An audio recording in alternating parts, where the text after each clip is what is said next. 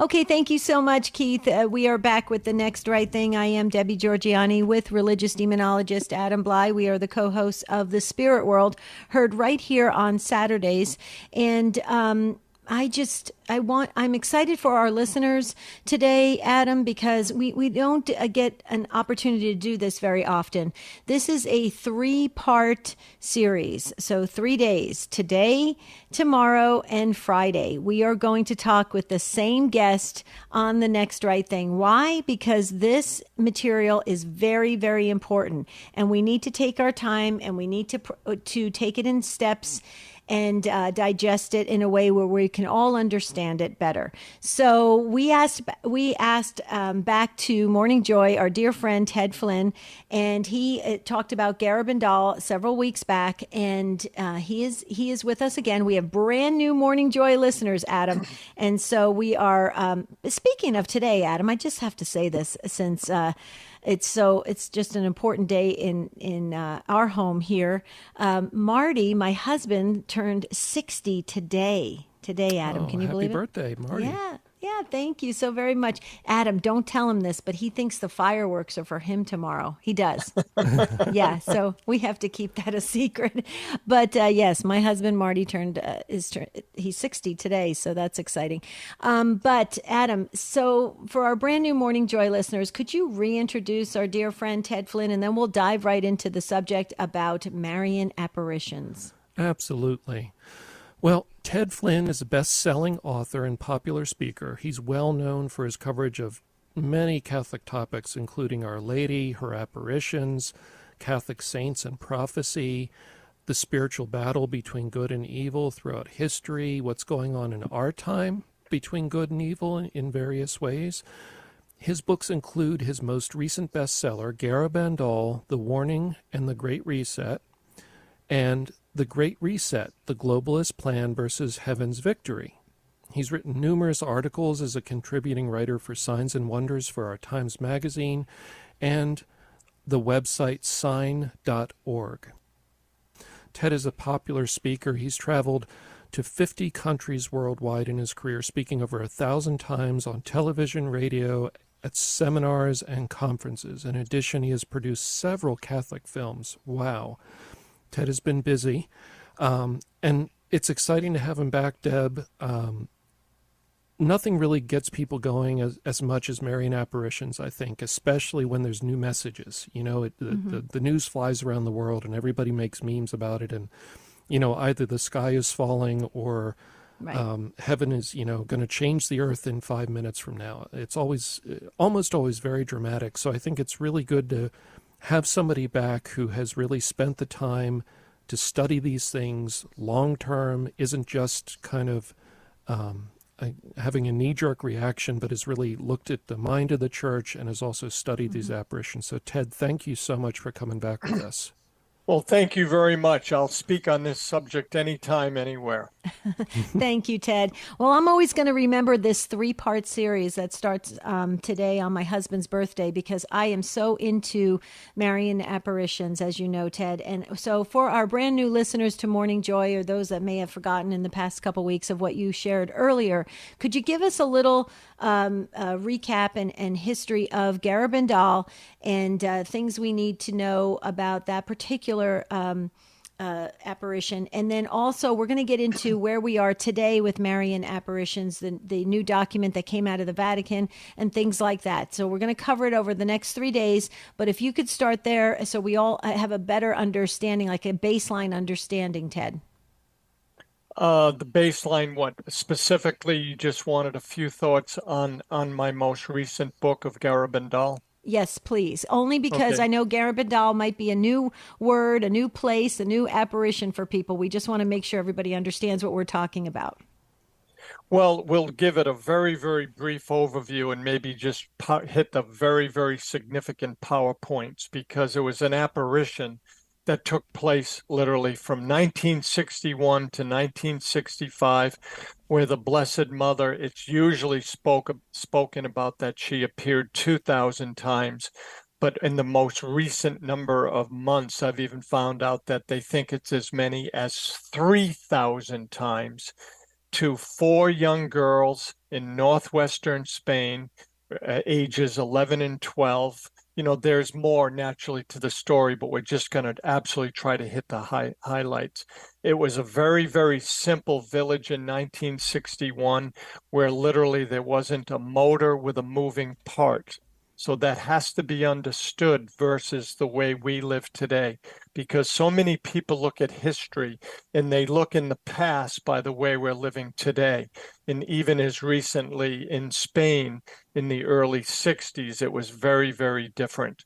So the Blessed Mother appeared to these 4 girls, very pure, pristine vessels that heaven chose. They had not been tainted by the world, and heaven has, for the most part, a proclivity to talk to people like that so they can convey a message for the world where it won't be interpreted by them, but will just be purely given.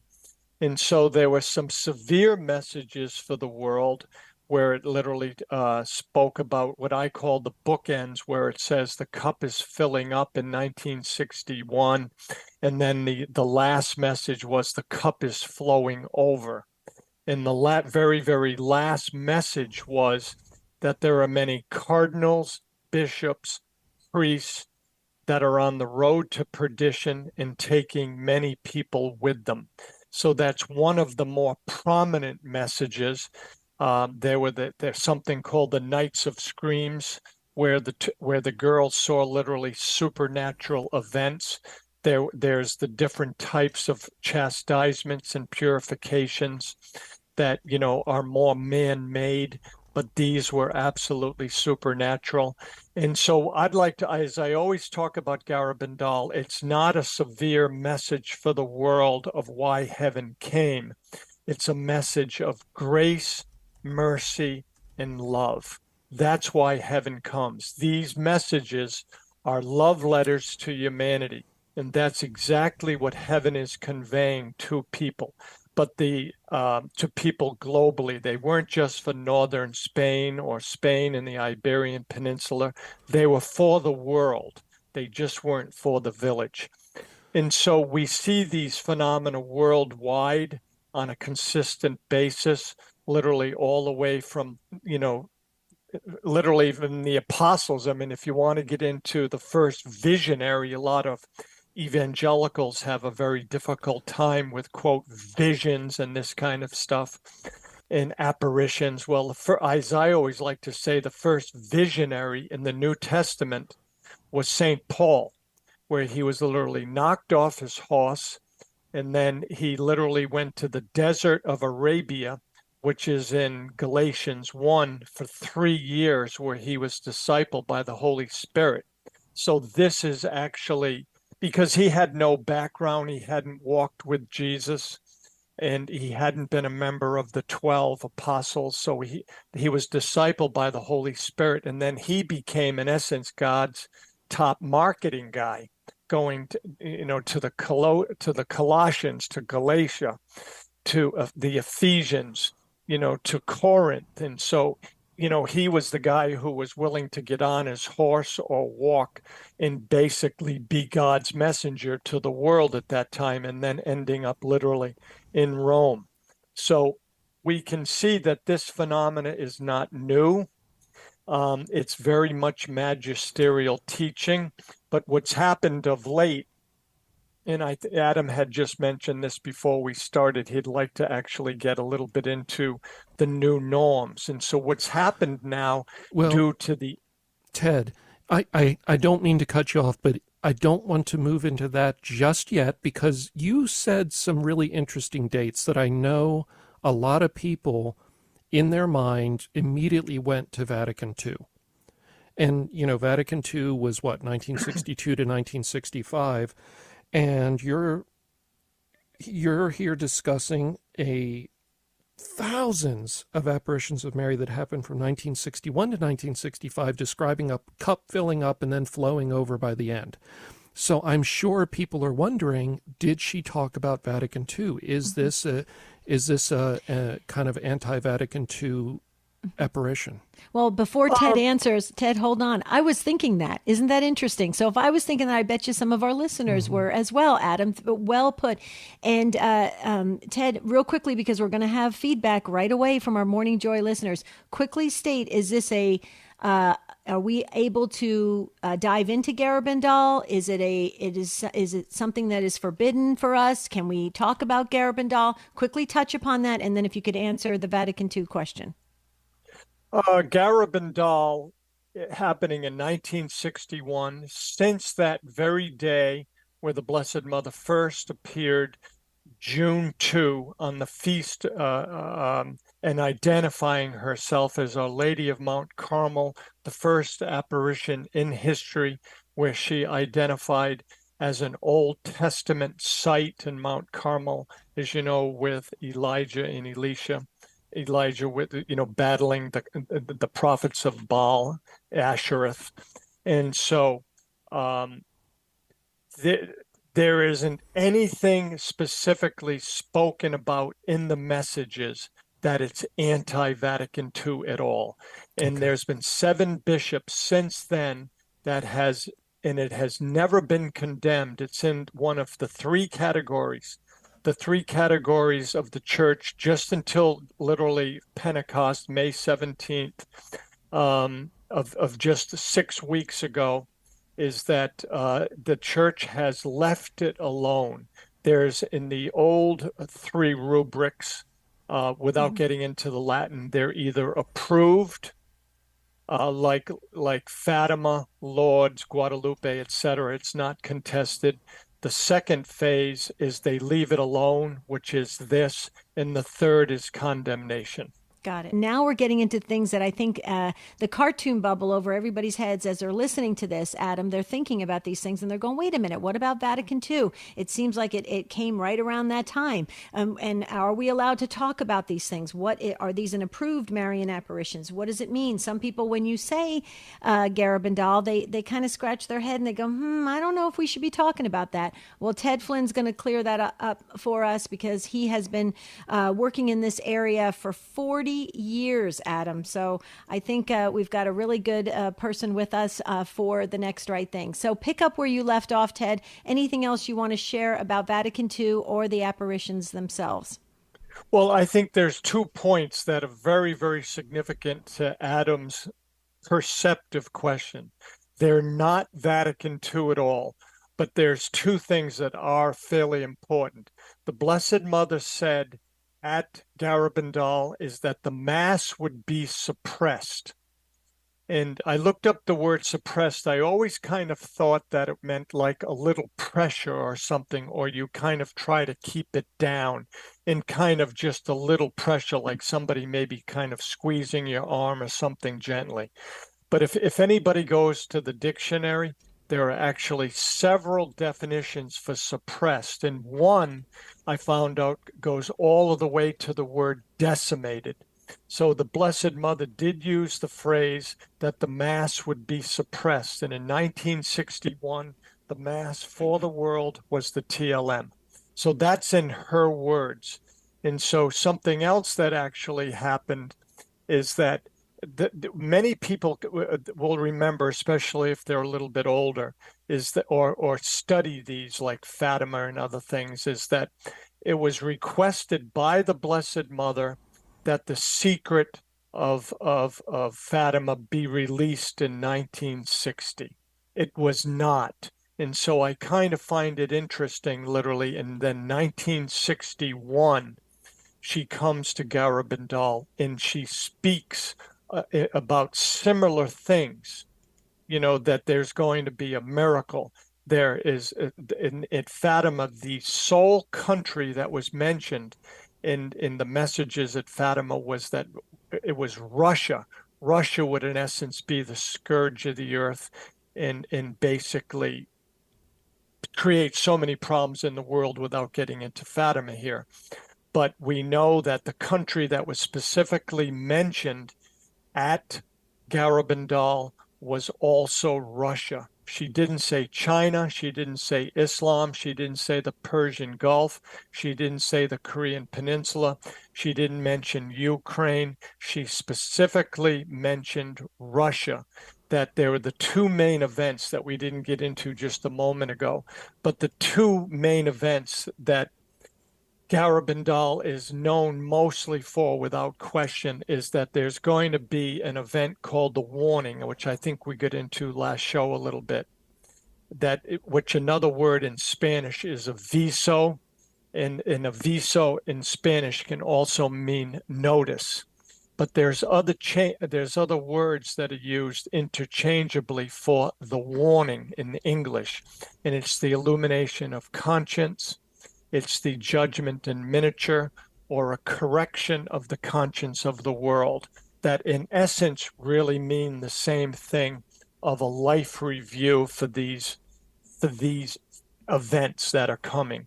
So this warning is a very, very significant event where every single person in the world will see the state of their soul as God would see them at judgment. This is really the fat in the fire for the message of Garabandal.